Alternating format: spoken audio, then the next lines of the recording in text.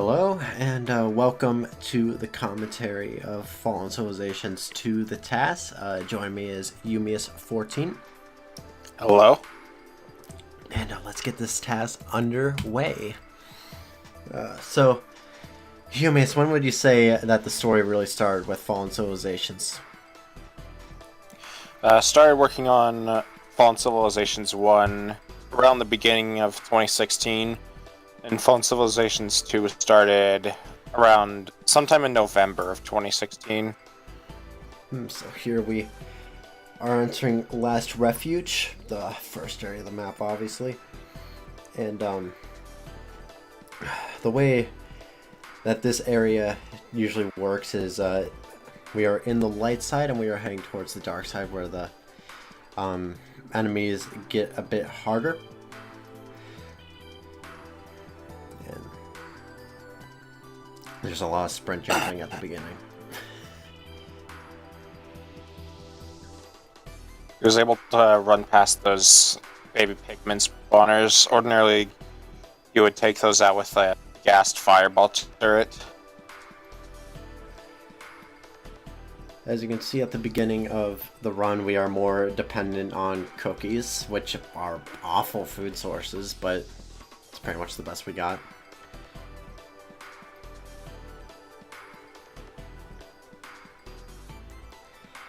And so we just ran past two areas. That was the huge wall that you just saw before you was Gate Praesidium.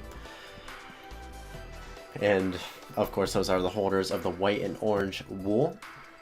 Which of course those are 2 of the 19 wool that we need to collect in order to complete a monument.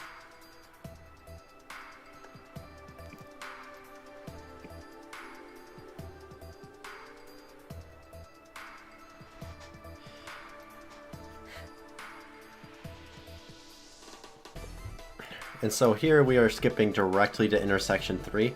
How do you ask? Well, there's a little hole in the wall here that we can access by just sort of digging into it. So yeah, it's sort of a standard CTM map thing where you have these teleporter shortcuts just hidden in an arbitrary place in the wall that you just get to a point in the map and you can teleport back earlier. You wouldn't find it in a casual playthrough, but in a speedrun you can take advantage of it. And so here we are going to the end, or space as the map calls it. We're seeing right off the bat another shortcut that leads us to the start of intersection 3 itself.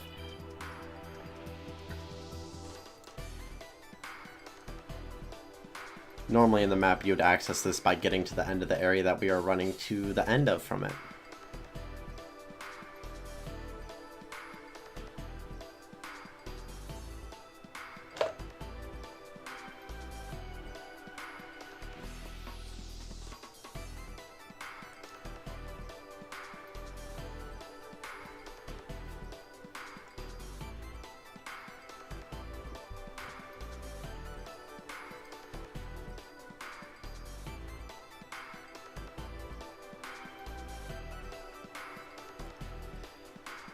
And so here we are in Alien Village, the first of the intersection 3 areas. Probably the biggest thing that can be noted about it is that it is a really large area.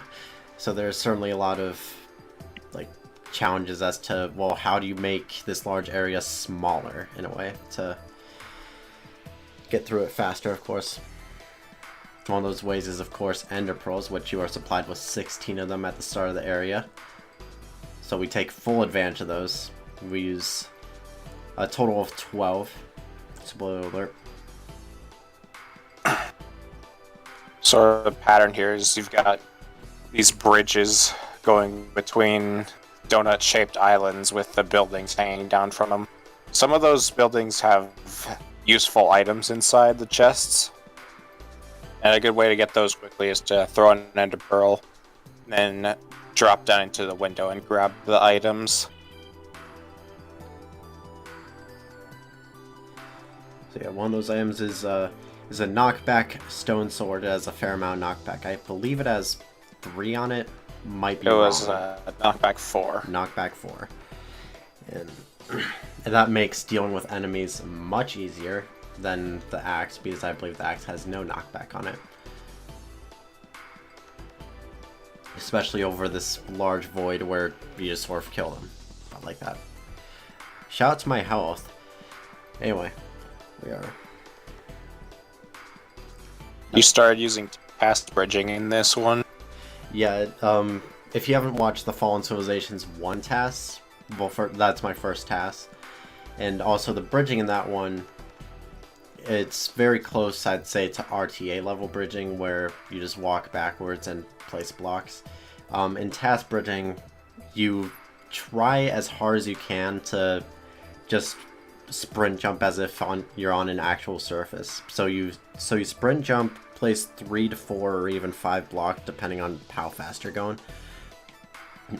Just so it's as if you are on just a flat surface. So here we are in the last part of Alien Village, and here we are leaving the last area of Alien Village.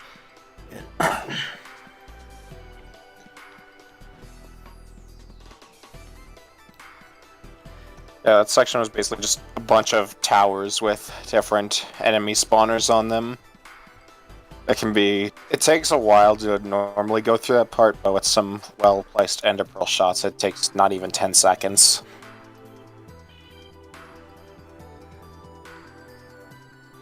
So here we are leaving the cave. It should be noted that the enemies with command blocks on top of their heads with bows are awful for the TAS. Because if they shoot you, you also catch on fire, and they have punch on their bows, I think, so that even knocks you back some. They don't have punch, but they do have a ridiculous level of power that it is a serious threat to you even with this armor. That's what I was thinking about, like... I believe it's power 15 or something. I don't remember exactly. Yeah. Because the power level in their bows is so high, though, they don't ever drop those bows. Here we are bridging across the void. And...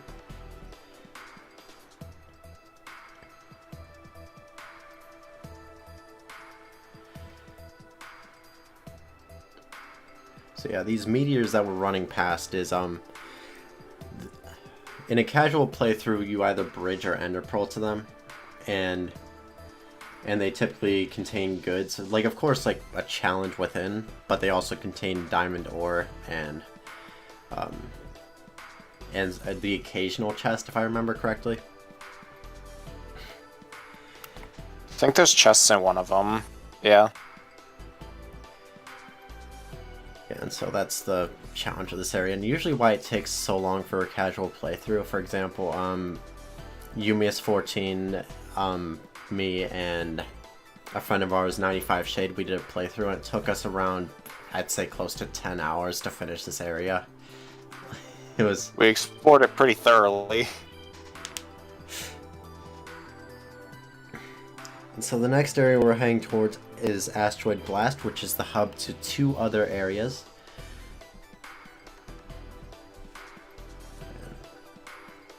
And so we're starting with a well-placed ender pearl shot to, of course, get further in the area, since you might have noticed that there's 3 holes in the walls that are fairly high up, so why climb up when we can just do that right from the get-go?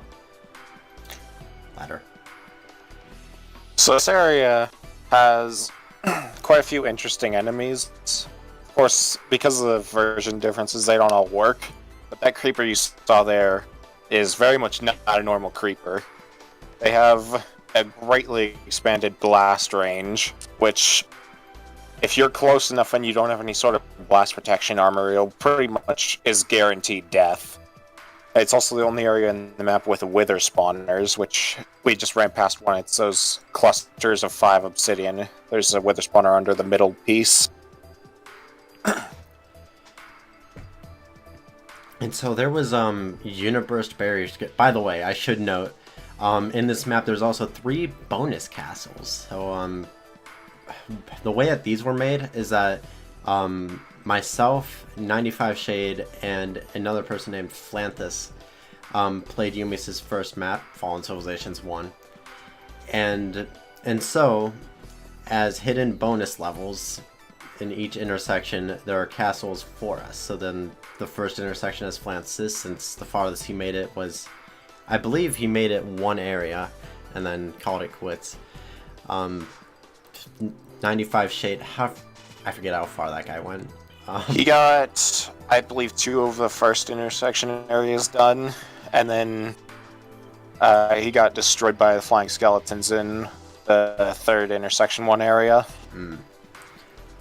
And then I made it the furthest, which was not very far in the map, but it was the second... No, it was the last area in intersection 2. So it was like close to halfway, but I called it quits because I lost everything and I just didn't have the will to continue.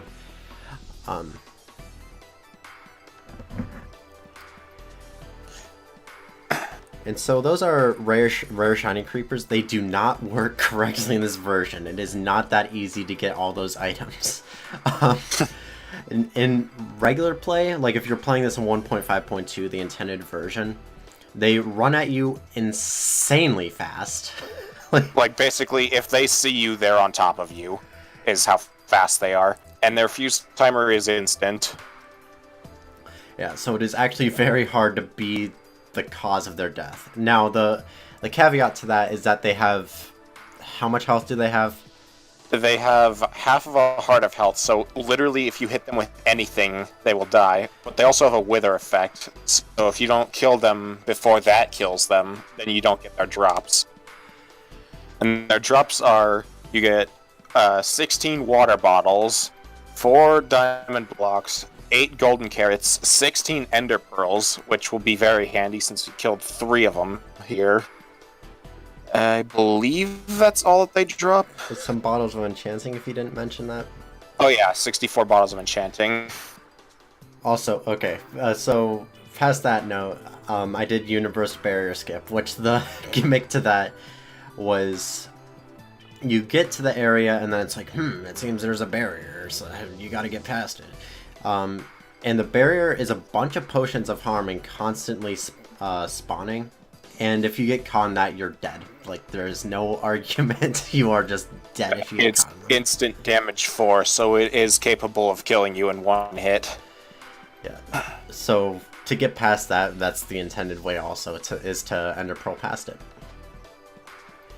And so we are on our way up to the Red Wool, the wool for Asteroid Blast.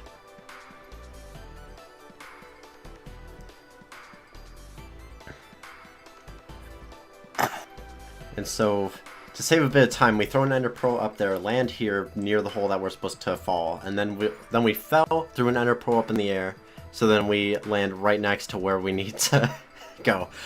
I tried to explain that as fast as I can, because it is a very fast maneuver. The purpose of jumping down before throwing an Ender Pearl up is because you were too close to the ceiling, so it would have just hit the ceiling too fast and not been of any use. Yeah. So you had to do that crazy maneuver in order to make it worthwhile. And if we just threw it straight down, we definitely would not have had enough time to make it, like, down the hole and break the glass and get the red wool. So here's Malicious Industries. This is the final area of the map. The gimmick of this area is that it's basically shaped around like a circle, like you can take the left or right path and they loop around to the same spot. And there are 6 different rooms with buttons you need to press. So here he just shot an arrow into that room to press a button, but there were some buttons you can skip because of how the redstone wiring is laid out. Saw earlier he sort of broke under the floor and placed some levers. That was actually able to skip 2 buttons, and in here there's another one he skipped by placing a lever right up there.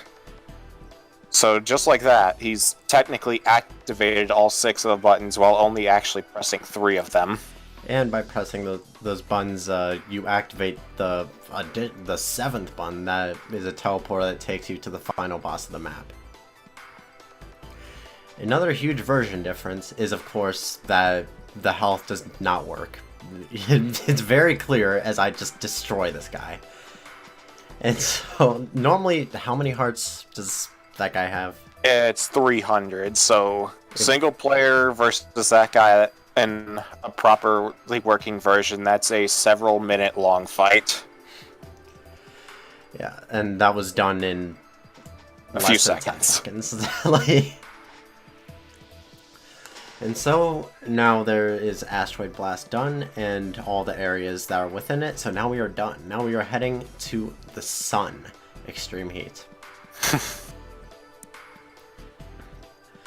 So how does this area work normally? So normally, among the structures that are here, there are 5 levers you can press, and when you press them, they will shoot out beacon lights out of a certain spot of this area, and that will basically reveal where the Wool Fortress is hidden.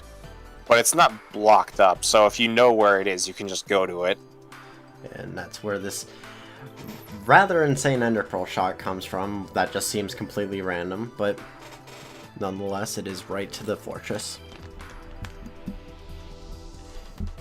And so here, you'd be surprised that honestly, one of the most dangerous enemies would be the invisible silverfish on fire.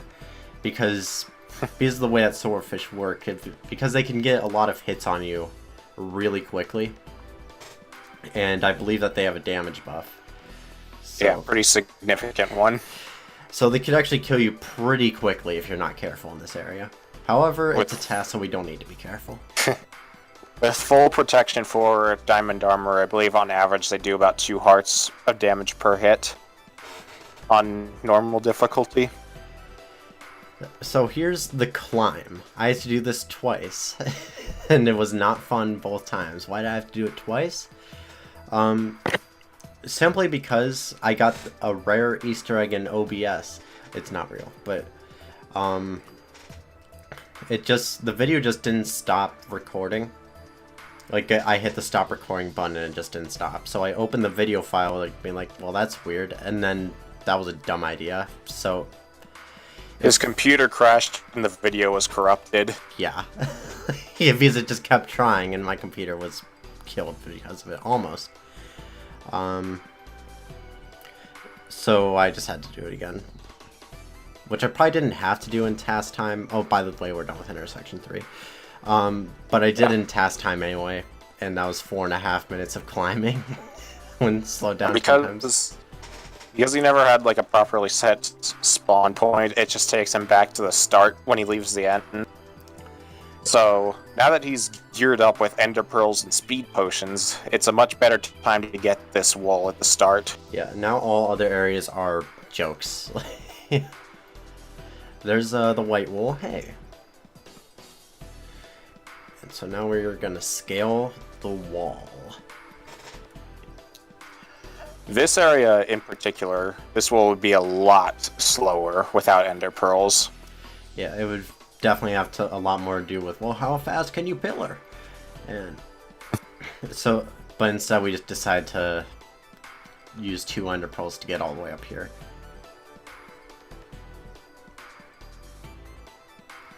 And so those are the white and orange wool done.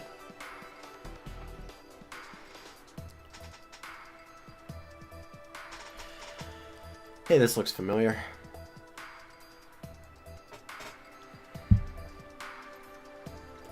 And so now we are actually head for Intersection 2.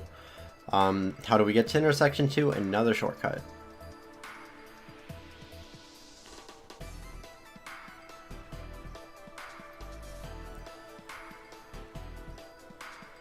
And so starting off Intersection 2, we are going to an area called Abysmal Boardwalk. So why would this be particularly hard to speed through, Eumeus? So, I didn't want this area to be really cheesed so much by a person playing casually, so there are some instances of Block 36, which is the block pistons used to store their data. It's around in the air and it blocks ender pearl shots. And also to prevent bridging, there are flying skeleton spawners, just arrays of them around, which you just ender pearl to one of them. Yeah, that's the solution to getting around, because you can also get rid of the barriers by right-clicking them with a block, and that makes them be like, oh crap, we shouldn't exist, and then they stop existing. And so our solution was go around the barriers, and that makes the area be done in about 40 seconds. And we needed a little bit of obsidian, not much though. Yeah. This is a huge contrast to Fallen Civilizations 1, where I needed to mine around 64 obsidian. Something like that. Alright, we're done mining obsidian. Until we get to the portal. Oh wait, what's that? Another shortcut? Okay. Yeah, this area was like, it takes a while to scale up it, and I thought it might be annoying to have to climb it every time you go back, so I added a shortcut in there. Yeah, because this area is on the route to intersection, like how you're supposed to get to intersection 3. And there are many areas in between intersection 3. There's 3 of them, I think. Sacred Nexus, Nexus Storm, which we're going to now, and Aeronautics Center. So while we're mining, what's the gimmick of the Nexus arc of this map? So Nexus arc, it's basically supposed to be like the light and dark side of the lore. Like you've got the Sacred Nexus, which is essentially where the gods would have lived, and the Nexus Storm is the dark world. And they're basically identical areas in structure with different enemies. At the top of Sacred Nexus, you got a bunch of enemies that you could fight through to get the wool. At the top of Nexus Storm, there's actually a boss battle. And so we use a charge creeper to launch us forward, save a little bit of time. And also, the same barriers that are present in Abysmal Boardwalk are here too. So you can see me going around those to scale it much faster than it would have taken than if I just took the normal route. Basically, I didn't want a person playing casually to just skip going through the rooms inside. So here's the boss battle. And so we're heading back. However, not in the way that you think. We are heading down here to this iron. First of all, we're getting the iron. And we're getting in a very specific position because what time is it? It's time for nether portals. This will be the biggest time saver in the rest of the run. So now we're in Shade's castle. He's dead now. And so Shade's boss fight is... It's unique in that there's 2 boss enemies. You only need the drop from Shade himself for the actual bonus objective. But he also fights along Shade bot, which is a bot he programmed, and I created that as a flying skeleton because that was his favorite enemy ever in Fallen Civilizations 1. And so you might have seen what I just did, unless you blinked. So during our playthrough, I actually noticed that there was just a chest full of 64 obsidian. So that became part of the route pretty quickly. And so what I did to do that is I mined a hole in the floor, threw an ender pearl to the bottom of the spire because that's where it is, and then threw an ender pearl to the exit of the area so then I could just get it in 4 seconds. Because we're on top. There are a lot of like double ender pearl throws in this. And so now that we have 9 gold ore, you're gonna see a lot of juggling. There will just be well, place the furnace before you start constructing another portal, so then there's time for at least 1 gold ingot to spawn, and then just carry on. That's the pattern for the rest of this TAS. And that wool he just got was from an area called Phantasmal Swamp, where the gimmick is basically there's an enemy that you can't fight it. Has a really high level of thorns and strength, and you just have to avoid it. And so I just left and so I just left. That was Gravesite Manor. Gravesite Manor, only the most professional commentary.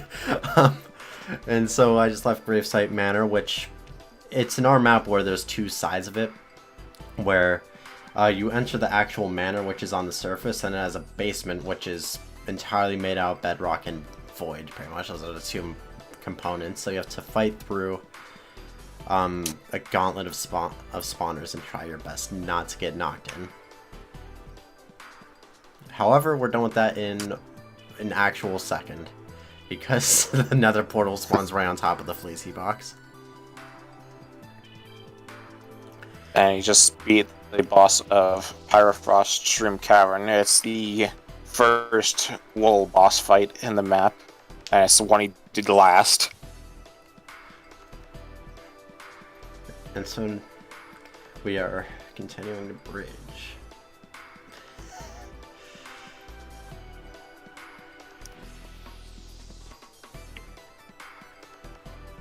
And so here we are in Pyrofrost Shroom. This is... You just did that. This is Molten Taiga. Molten Taiga. And that's the last intersection 1 area. That's just the bridge to intersection 2. And that's the toughest area of intersection 1 only because the lava. And why can't you just bypass that with fire resist potions? So you don't get any nether wart until you're done with Molten Taiga in this map.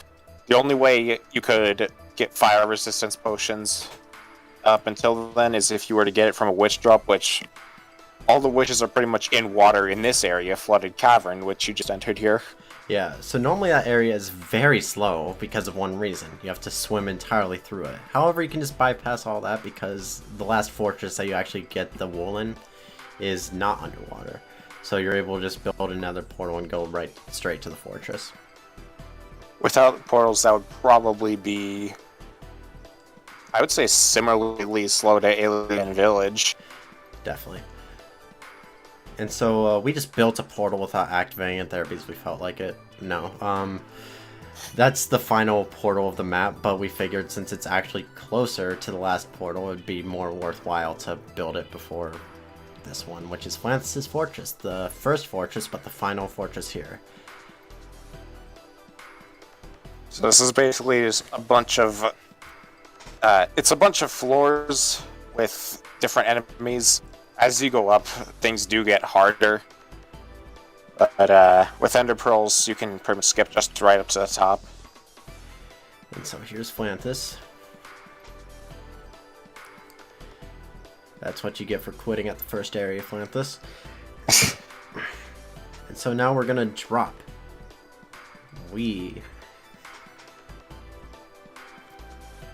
That was fun. Okay. If you found Flantis' Fortress as well in a playthrough, that's also a place you'd be able to get fire resistance potions before Molten Taiga. Because those are like bonus areas and they're supposed to have better stuff than you would find just going through the normal areas. Yeah, as you saw with my castle, like it wasn't too terrible because the castles decrease in difficulty to find throughout the map. However, they obviously increase in difficulty to actually complete. So you find Flancis' Fortress. Mute this promptly if you don't feel like being spoiled on the solutions. If you find Flancis' Fortress in Junglethorn Grove, which how do you complete Junglethorn Grove? So to complete Junglethorn Grove, you're explained the mechanic, which is you need to find 2 different chests which list coordinates for a buried treasure, which you just dug straight down to it because you already knew where it was. And then there are 2 coordinate chests that you're not told about that can take you to Flantis' Fortress if you dig down at them. Then Shades, you go to Abysmal Boardwalk and there's an arrow pointing up. Follow the arrow. Like, it's fairly in the distance, so you could potentially miss it. So follow the arrow. Uniburst's castle is just go the other way. Right. And so we're filling out the monument. Can you believe it? Point is, if you feel like trying the map and you've unmuted by now, I highly recommend it. Eumeus has done a phenomenal job with it. Alright. So yeah. See you in Fallen Civilizations 3.